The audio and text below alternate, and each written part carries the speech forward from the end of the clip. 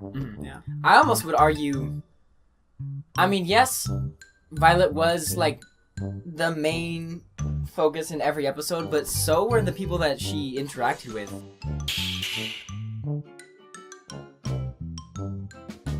I feel like okay, I'm glad you said that because that is what Violet Evergarden was. In certain circumstances and situations, I feel like the characters she met up with were more important than she was in that episode. It was very much them. Yeah, it very much kind of followed the it very much followed the storyline or the storytelling style of like the monster of the week, where in every episode it was like a different thing, a different subject, a different focus. But the focus was Violet Evergarden just traveling the world because she was trying to find the meaning of love and what it meant, because the Major had said, "I loved you." And so her objective was then to travel the world to try to understand what love was. But by doing that, she somehow was able to help other people understand what love really was, and help them kind of find out what was missing in their life. And each episode, she understood a little bit more out of each aspect. Tell you what, she in a lot of the situations, she really was an emotional tool. Okay. Mm-hmm. What do you mean by emotional tool? Because her entire life, she's a tool for war.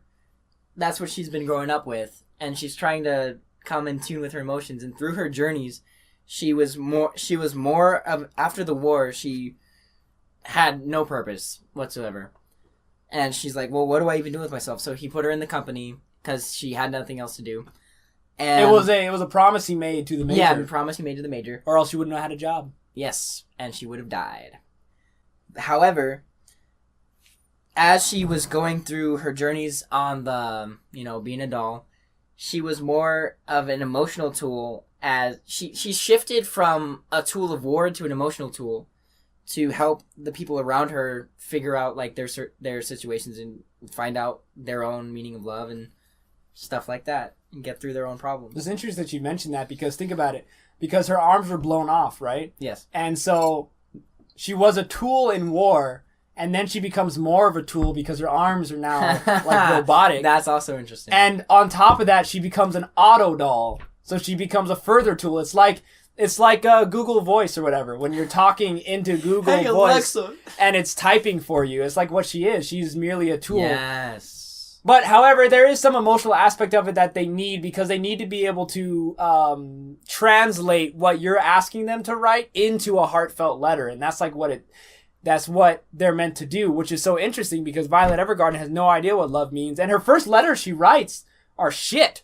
They're terrible. But then as she travels the world and meets all these new people, she learns to write, I feel like, in a loving way. Yeah, I feel like as she goes on to learn, like, she's hearing what they're writing, and then she's trying to put it into a heartfelt letter, and she's taking what they feel and doesn't know what they are, and in trying to understand them and relate them to herself, it turns into this beautiful letter. Yeah, that's so fascinating how she does that, because she doesn't understand them, but it's almost like, what was that? It's like, you're reading what my heart is saying. Remember that the Cleverbot, that thing, that's probably still going. I remember years ago when Cleverbot was like getting really popular.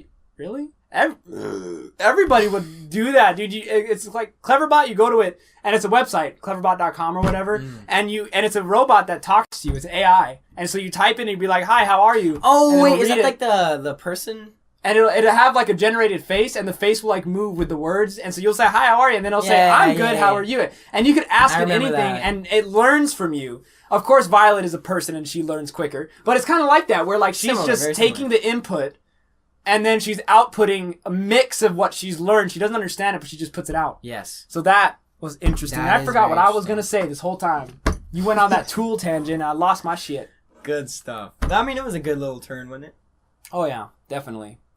Because I was going to relate it to Blue Benedict somehow. Tool? No. What I was going to say. What were you going to say? I don't know. What were we talking about? I don't know. Oh, I was going to say, we can close up on this. What was your favorite episode? My favorite episode? Oh, man. Episode 10 fucked me up, bro. That was a really good one. I knew you'd say that's my favorite too. Episode 10, and then... Spoilers! Like, it was so good. And I loved how the little girl, she was like, it's a real big doll. Like, that was so adorable. Oh my goodness. And then just, like, the mom not spending time with her, trying to write these letters. And then in the end, they wind up being to her for the next 50 years. Magnificent. My second favorite episode. Wait, I didn't ask for your second favorite episode anyway, dick. Yeah. Episode 10. I forgot what it was even called. But yeah, so what I like. There's so much. I'm trying to like put this all in order. But the first adorable thing, I didn't care too much about her being a dog. Well, that was pretty cute, though. No, but you get... Okay, so the mom's not paying attention to her, and then she gets mad at Violet because Violet's taking up more of her time. Yeah. And she's like, Mom won't spend any time with me, and now Violet's getting in the way of that mommy-daughter time, so she hates Violet. But then, because the mom gives Violet, like, her blessing or whatever, the kid tries to substitute her mom with Violet. Yeah, I was gonna say that. And so she went from, like, hating Violet to being obsessed with Violet, and that was so sad and adorable. But Violet doesn't know how to play with kids. Because she's stupid. She's a doll. She doesn't understand. And so, like, she's trying to understand love and empathy herself. Well, you see a ghost of Tim's fart past up in there. Yeah, man. I got too many of those. They haunt me every night. So then we have that. And so the kid keeps trying to come into the room and talk to the mom. And then the mom keeps saying, like, no, I cannot spend time with you. And then you find out that she's sick. And then you're like, shit, she's gonna die. Like now, and the kid wants to spend time with her, but then you later find out that she's like writing letters. You're like, who's she writing a letter for? And then this whole time she's ignoring her daughter so that she can write her daughter letters that span out her entire life. And the kid at one point goes off crying because her mom is like dying and she like realizes it or whatever. And the mom is like, no, because I think somebody said, because I remember the little girl saying like, you're not going to be around for very much longer.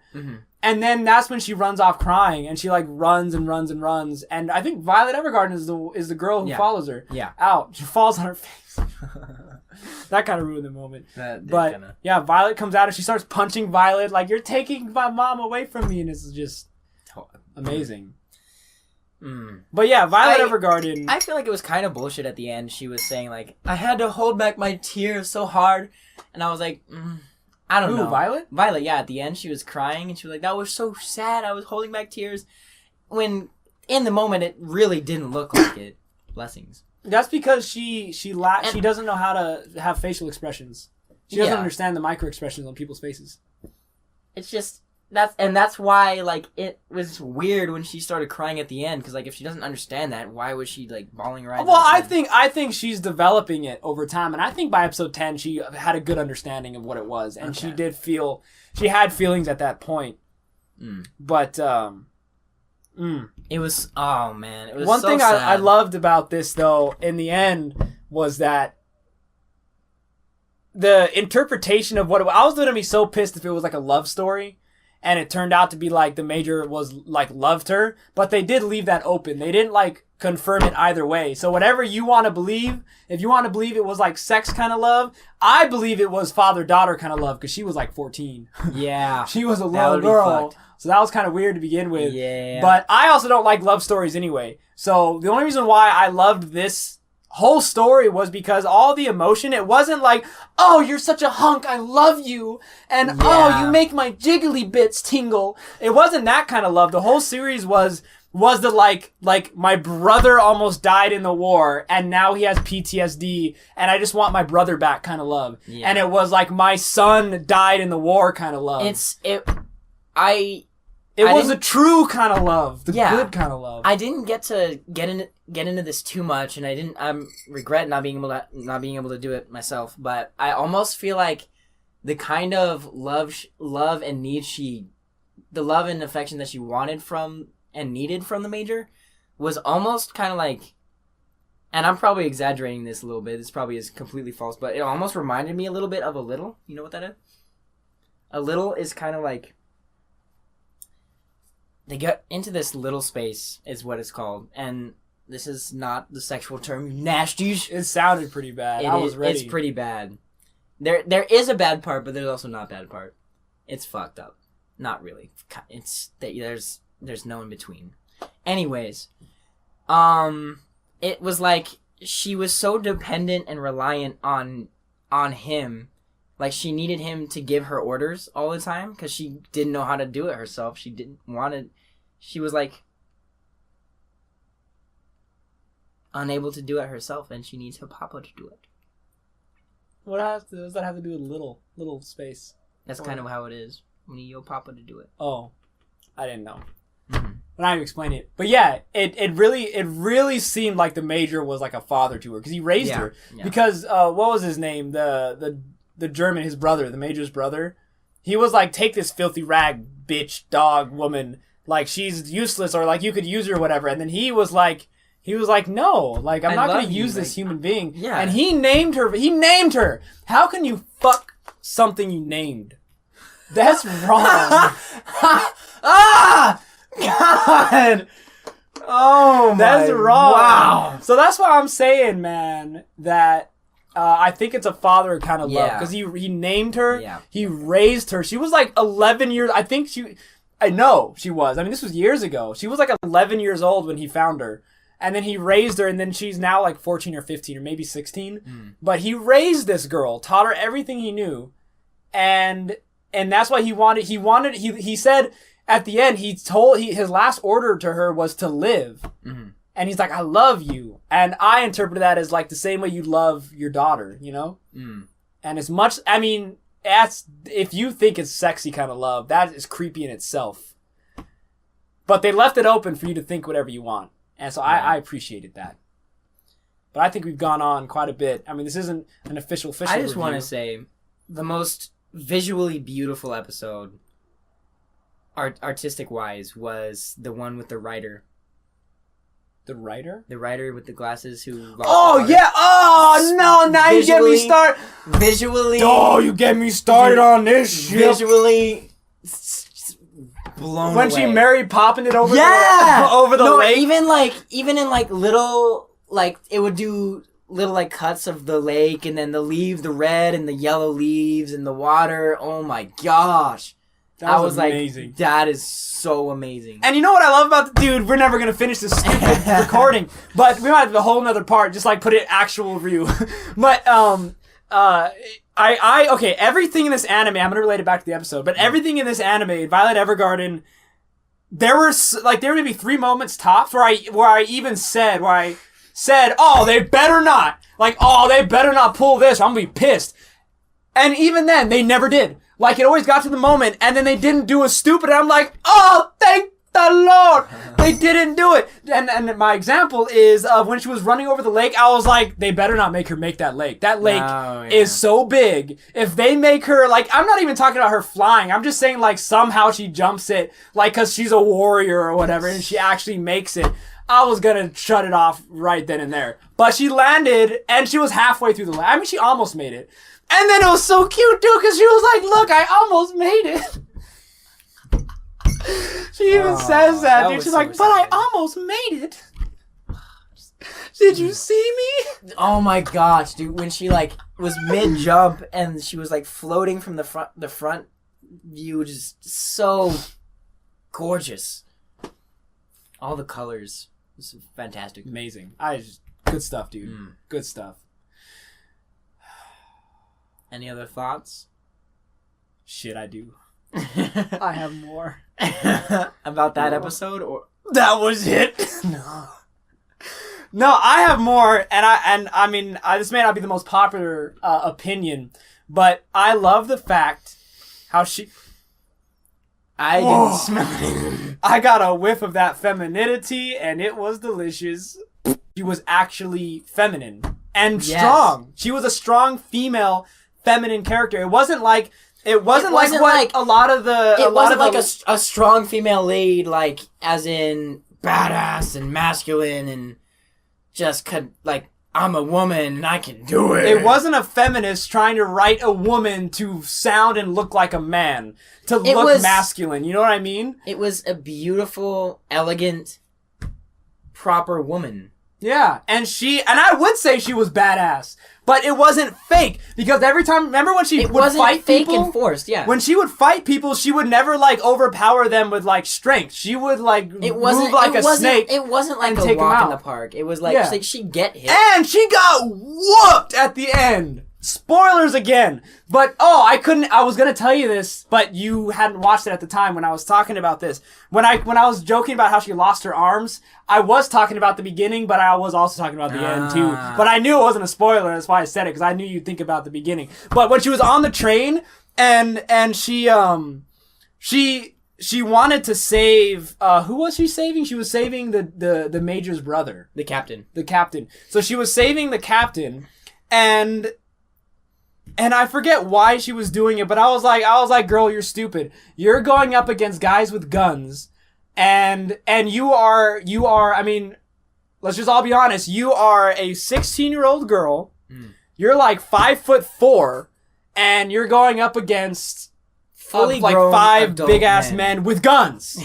She said something like, I've changed now. Oh, that's what it is. Oh, the guy, the bad guy, the enemy was like, you're just a tool. All you do is fight because you fight for death or whatever. And then she said something like, no, I fight for love. Like, no, I've learned. Like, I don't.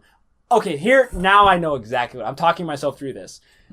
She says, I don't kill anymore. That's what it was. She says, no, I don't kill anymore. And I was like, this is retarded. They have guns. They're going to shoot you to death. They're going to kill you. And I said, if you don't defend yourself to the death, you are going to die. Self-defense. And I was like, if she manages to incapacitate, because I understand her whooping ass and like killing them. If she had like a rapid gun, fire weapon, machine gun or something like something. that, she would have whooped. Yeah, of course she would have won. But what I'm trying to say is, if you, even a man trying to whoop 5 guys without killing them, incapacitating them, if she were to knock out all those guys and survive, I would have been like, this anime I don't know, sucks you seen ass. Daredevil season 1? I don't know about that. But she doesn't, and because she does not choose to kill, she gets whooped. And that's why she needs saving. So erase everything I said about the feminist stuff, because she does whoop ass. But it is done in a proper way, but not in this scene. In this scene, it was different. It's not made up and fake. Yeah. But the point of the matter is that was another moment where I was like, if they do this, I'm going to shut off this Xbox right now. I was watching on my Xbox. And I'm just going to shut it off. But they did it. She got whooped. And I was like, thank you. If you do not defend yourself with their life, then you're probably going to get whooped if they're trying to kill you. And I like that they followed through with that. And then they would have let her die if the captain didn't come and save her. So that is my opinion there. There you go. Fuck me, dude. Now, you better end this before something else comes up. Don't forget to watch the other parts. Iris Canary, Blue Benedict. Alright, well, thanks for hanging out with us and putting up with our bullshit. Don't forget to like it, share it, and subscribe it. And to watch the other content we have. Podcasts on Monday at 6 p.m. And Brain Food on the original channel. And whenever we get around to Philosophy Hour. Oh, yeah, Philosophy Hour. Peace out, dude! Back off! Oh my god! Wow! Dude, I would have had some donuts if my stomach ached.